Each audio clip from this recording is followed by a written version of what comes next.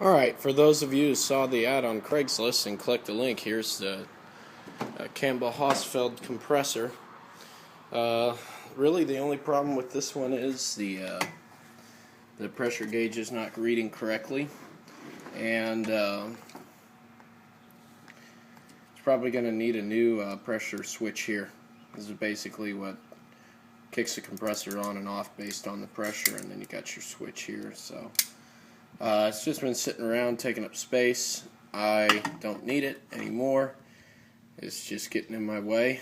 It still works. I can plug it in here for you. It's just all your air comes out here.